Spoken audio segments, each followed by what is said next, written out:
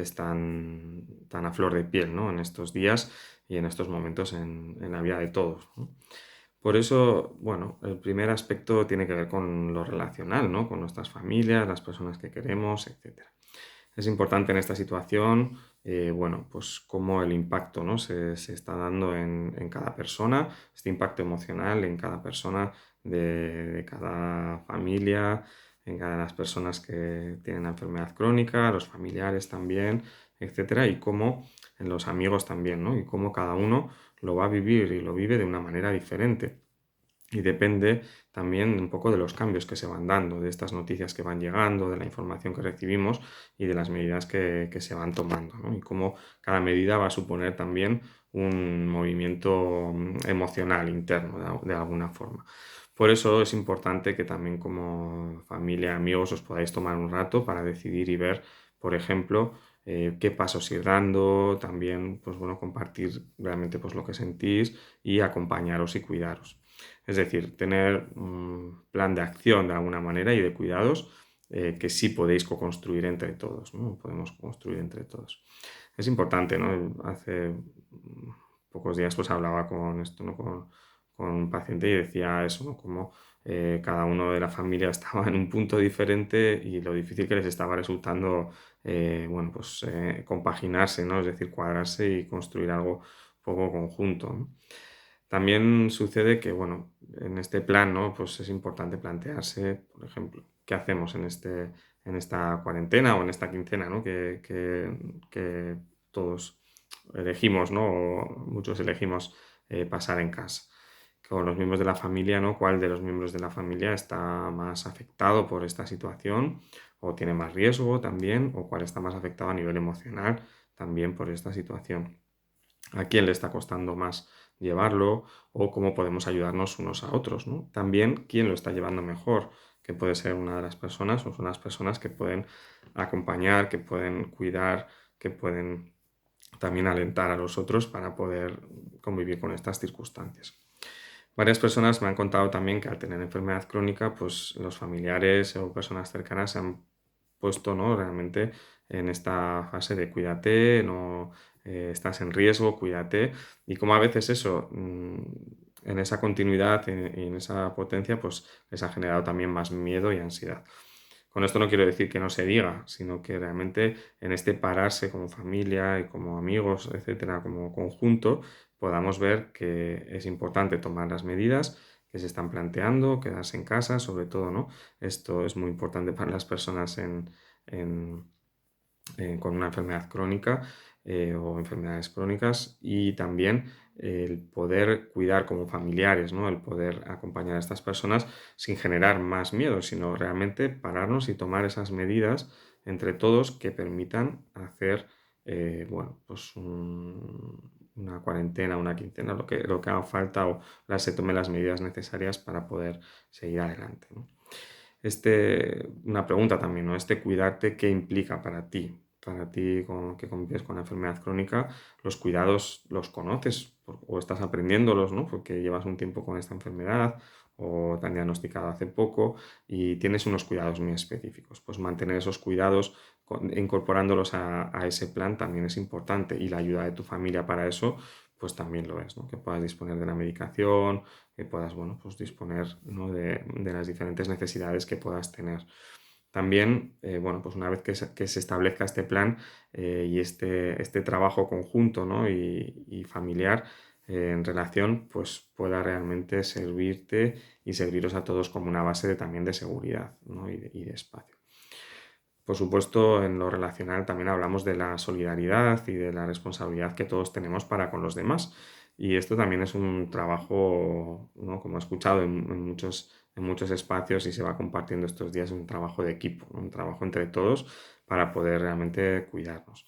Empecemos también por nuestras familias, por nuestros grupos de amigos, las personas que nos quieren, las personas que queremos, sea quien sea, que nos podamos parar un poco y decidir cómo nos cuidamos con los grupos de WhatsApp, por ejemplo, ¿no? Cómo nos cuidamos también a través de la comunicación que tengamos, cómo nos cuidamos si estamos en casa, es decir, como conjunto, y a la vez que seamos conscientes de que estamos cuidando a otras personas para que como están planteando las autoridades y los expertos, pues no se expanda el virus, ¿no? El coronavirus no siga creciendo o siga afectando a más gente y pararlo cuanto antes.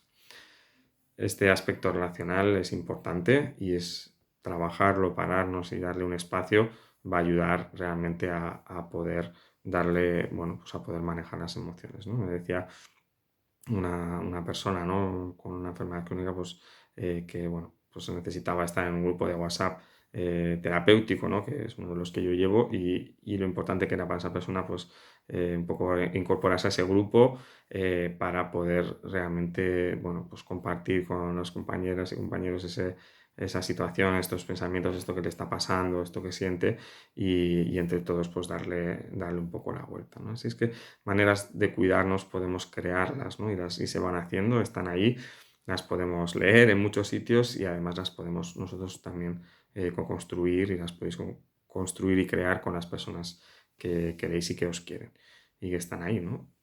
Con el objetivo también de ampliarlo a toda la sociedad y a todas las personas con las que convivimos y que están en el sitio donde vivimos, por ejemplo, ¿no? Bueno, otro de los aspectos es quedarte en casa, ¿no? También este momento, ¿no? La petición oficial y la más absoluta recomendación y orientación, y creo que todos debemos de seguir, pues es poder quedarnos en casa y poder mantener dentro de las posibilidades, pues esta prevención, ¿no? Con una enfermedad crónica, pues esto es mucho más importante todavía. Implica también una preparación, implica también un pararse, implica también darle un espacio a la reflexión y al cuidarte en este sentido, ¿no?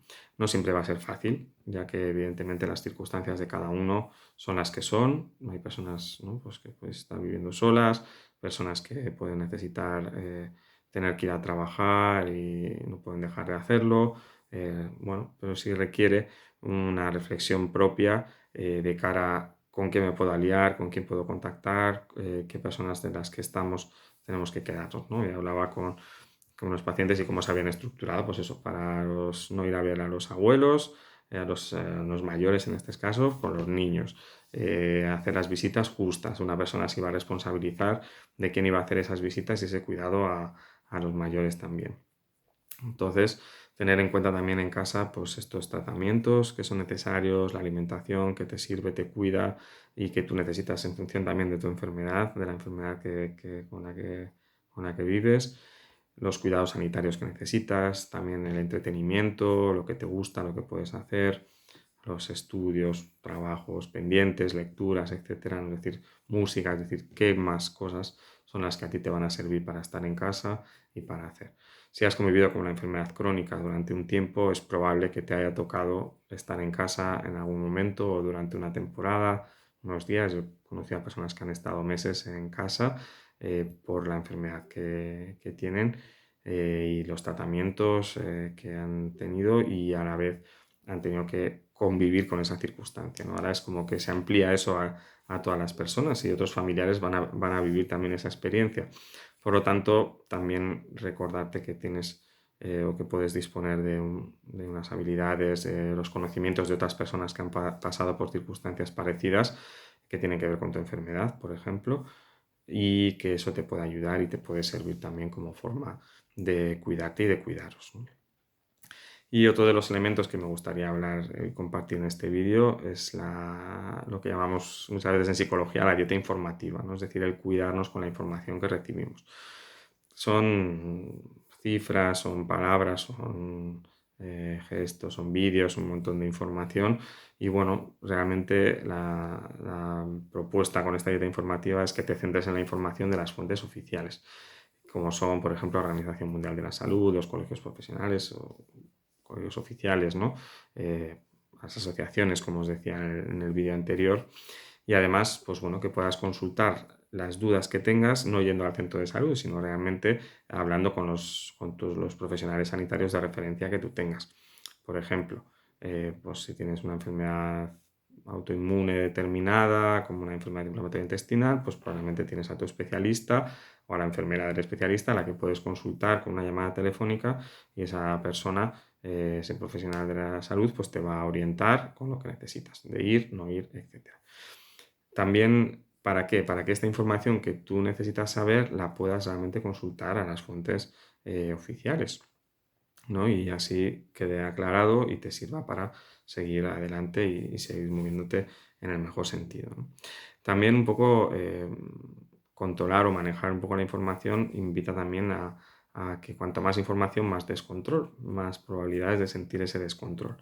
Por lo tanto, cuidado con los rumores, cuidado con los datos que no están verificados y poder, ¿no? Y poder realmente ponerle un freno a eso para que puedas consultar las fuentes oficiales, como te vuelvo a decir. Por ejemplo, leía en un grupo de WhatsApp de trabajo, pues, ay, que dicen que en este pueblo hay varias personas que se han infectado. Y otra persona decía, pues no me lo creo, ¿no? Personas que tienen el virus, pues no me lo creo. Y otro decía, ya, pues es que es lo que van comentando por ahí. Claro, pero hasta que eso realmente no sea oficial, pues no lo sabes, ¿no? Y este es el camino un poco para hacer, ¿no? Si compartes, esto también es importante, como manera de cuidarte y de cuidar a los demás, es por solidaridad y responsabilidad, es importante que compartas la información que compartas, sea información veraz y que sea contrastada. Muchas veces, bueno, se comparten vídeos de humor o situaciones o cosas cómicas que pueden también ayudar un poco a aliviar aquí la tensión, ¿no? O el miedo, la ansiedad, pero a la vez también a veces se comparten información que realmente ¿para qué sirve? Esta es la primera pregunta, ¿no? Es decir, ¿a qué contribuye la información que tú vas a enviar? ¿Va a contribuir a qué? ¿A ese miedo o a esa calma? Va a ser, ¿no? Es decir, ¿para qué la envías? ¿Y quién la va a recibir, ¿no? Porque a veces lo compartimos con las personas, por ejemplo, ¿no? Pues estamos en un grupo X y ese grupo, un montón de personas, pues por ejemplo, con la enfermedad crónica y desde ahí empiezan a llegar información y realmente puede ser bastante dañino, ¿no? O un grupo de familia y no nos damos cuenta que los mayores, pues tal, o la persona tal, o el familiar X está viviendo muy mal esta situación. Entonces no estamos fomentando ese cuidado. Por lo tanto, cuídate tú con la información que recibes y a la vez también cuida a los demás con la información que mandas y con la información que reenvías, ¿no? Que realmente sirva y contribuya para el bienestar. Esto no quiere decir que estemos, no, que reniegues de la información y de la realidad. Al contrario, quiere decir que cuides y que te cuides a ti y cuides a los demás para que estos niveles de ansiedad, de miedo, etcétera, pues cambien y dejen de ser tan duros o- o tan intensos y sean tan difíciles. Así es que, bueno, recuerda que la enfermedad forma parte de tu vida, pero que tú no eres solo tu enfermedad, ni por lo tanto el coronavirus, sino que eres mucho, mucho más. Y recuerda esta parte de solidaridad con los demás, tu manera de estar en casa, ¿no? Y poder entre todos contribuir a vuestro bienestar y a vuestro cuidado y al cuidado de los demás. Y también, por lo menos, cuídate con la información y cuida a los demás con la información, preguntándote para qué la envío y a quién le va a llegar esa información. Cuídate, un abrazo y nos vemos en el próximo vídeo.